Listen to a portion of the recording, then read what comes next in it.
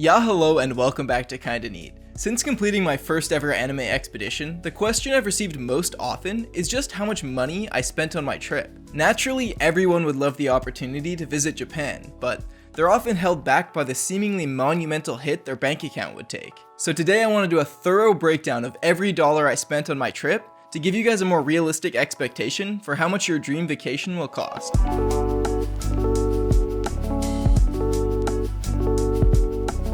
To be completely honest with you guys, I probably spent far more money than necessary over the 2 weeks I spent traveling Japan, so throughout this video, I'm going to do both a breakdown of what I spent, as well as what the budget alternative would cost you. And when I say budget, I don't mean like backpacking and foraging for mushrooms, but just a pretty casual, laid-back vacation. To make things easier for you guys, I broke down all the costs into categories and added them as chapter markers so you can easily jump around. First up, wheels up. We're talking transport, so try not to fall short. You can't hit the land of the rising sun without having a little fun. Japan Air's your best bet, so this could get pricey, but try not to fret. By far the most expensive category will be transportation. Obviously the ticket price will vary depending on where you're from and what time of year you're traveling, but after comparing some popular airports, I've determined that you're looking somewhere from $500 in the off-season to $1,200 during Golden Week, which I do not condone unless you like role-playing as Stop it. I need more power. I used the flight tracking app Hopper to snag my ticket for $689, including all taxes and fees. Great, so you've managed to cross the Pacific Ocean, or I guess the Arctic, or even the Indian if you're from Madagascar. Surprise! You've touched down in the land of the rising sun, and uh-oh, what's this? The sun's sort of rising, but downwards. It's getting dark, and you need to get into the city fast. Luckily, all of Tokyo is connected by an extremely intricate rail system with so many tracks that'll make your head spin, but that's a subject for another day. I averaged out all the money I spent on transportation, not including any long distance trips, and discovered that I spent around $15 a day. Multiplied by the 14 days comes to a total of $210. Now, if you end up buying a Japan Rail Pass, most of that cost can be mitigated. Depending on your specific itinerary, it may be worth it to purchase an unlimited use Rail Pass. To figure out if it's right for you, there's an amazing calculator on japanguide.com, which I'll link in the description.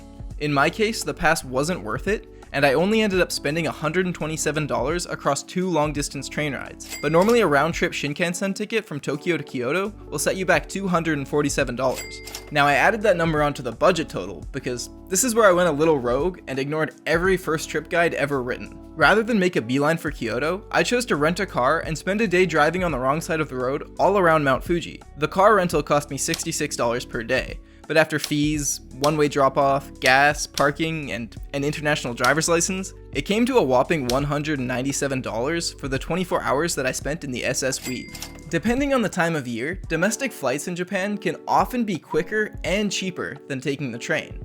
Not to mention they also have totemo kawaii mascots. So once I finished exploring the Kansai region, I boarded a plane from Osaka to Tokyo, which only cost me a measly $93. I never found the need to take a taxi, which can easily cost you twice what it would in the States. And that just about covers what you can expect to pay for transportation on your first trip to Japan. Obviously there are a million different places to go and routes to get there, but Tokyo to Kyoto and back is a great place to start, and then you can just add on the cost of additional trips from there. This next category can be a complex story. With so many places to stay, it's easy to go astray, so up your retention, i.e. pay close attention, as I mentioned hotel convention with intention. I'm sure by now all of you Japanophiles have heard of capsule hotels in all their capsule-y glory, but given they cost around $40 per night, they're only really worthwhile if you're traveling alone, or I guess someone you aren't comfortable sharing a bed with, but to that I say, what happens in Japan stays in Japan. I place a lot of value on having a cozy home base while traveling, and I place even more value on having a private bathroom, so I somewhat splurged on my lodging. Over the course of 2 weeks, I stayed in 3 different hotels and 2 hostels. Appa Nishi Shinjuku was $117 a night, Arkator Roppongi $102, FP Osaka $80, Ryokan Yamazaki $87, and Kone Hostel at Lake Motosu $62.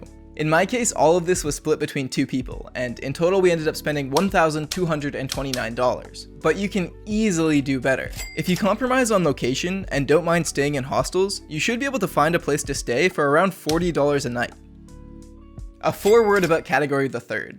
Logistics might not sound fun, but no doubt need to be done. If getting lost has you, well, nervous, grab yourself some cell service. By far the most important purchase you can make before leaving on your trip, aside from Ghibli Museum tickets, is a Japanese unlimited data SIM card. I got mine from Smash Mobile for $55 including shipping, but there are plenty of options out there that'll work just fine. You enter the date of your trip and they send a SIM card right to your door that you can just pop into your phone before you leave. If you've ever spent any time looking at pictures and videos of Japan, wait, look who I'm talking to, that's all you weebs do, then you'll know just how tight and crowded certain areas can be.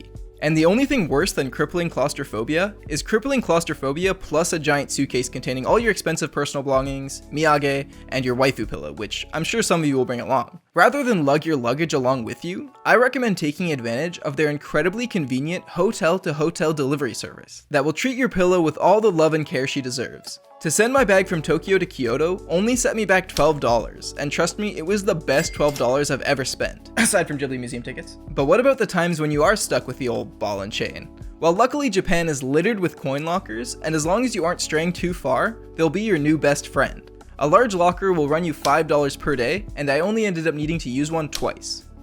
What kind of fun things did you do while your bag was in the locker? I am so glad you asked. Next up, my proclivity for activity. Now, I don't know about you, but when I'm visiting somewhere for the first time, I want to see and do absolutely everything possible. And unfortunately, thanks to capitalism or whatever, things cost money. So I'm gonna rattle off everything I did during my stay and just how much each one cost. The Osaka Aquarium, $10. Onsen theme park, $14. Different onsen theme park, $6. Regular onsen, $4 times 4.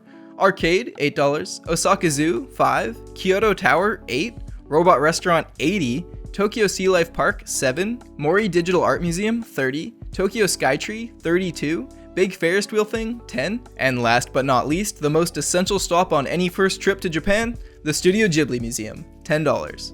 I'm only going to include half these expenses in the budget version because I think I may have went a little overboard here, but not the onsens. Those were all essential stops. I saved the best for last, and oh, what a feast I amassed. The foundation to any Japanese vacation, food. Out of all the categories, this one is both the easiest and hardest to save money on.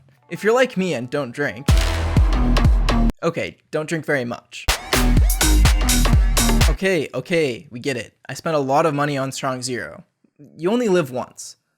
I guess unless you're Subaru, or Kazuma, or Tanya, or Otanashi.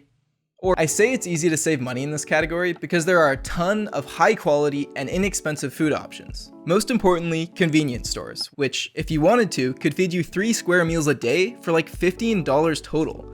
But that's next to impossible when you're constantly walking past stalls, shops, and restaurants containing the most delicious food and beverages the world has to offer. And if you don't try absolutely every flavor of Kirin, of course you'll regret it. So quickly that $15 can turn into more like $70 a day, which is around what I was spending. I know, I have a problem, but there was delicious curry buns on every corner, and everywhere you look were vending machines with so many unique drinks it would take a lifetime to try them all. So even if you're on a super tight budget, I'd plan to spend at least $30 a day on food. And yeah, I think that about covers things. Oh, unless you're planning on visiting, in which case I'd bring an extra $200 to drop on useless things you don't need. But I would never be so irresponsible with my money. Oh my god, Pokemon hats for cats. So during the 2 weeks I spent traveling around Japan, I spent a grand total of $3,424, whereas the budget alternative would be closer to $2,041. Now I don't know about you, but that really doesn't sound too bad, considering I had my ideal dream vacation, and got to see everything on my Bakuto Risotto. What this video did not include is just how much money I spent on camera equipment and editing software, which I don't even want to think about, but hey, if you want to support me and my future Japan travel vlogs, please consider joining the Patreon squad, where you can download my personal maps and itineraries, watch exclusive kinda neat videos, and chat in our Discord server. Otherwise, thank you so much for watching my video. I really hope I helped some of you plan your own trips, and if you have any questions, please don't hesitate to ask in the comments. Have a great time in Japan, and try not to spend too much money on Strong Zero.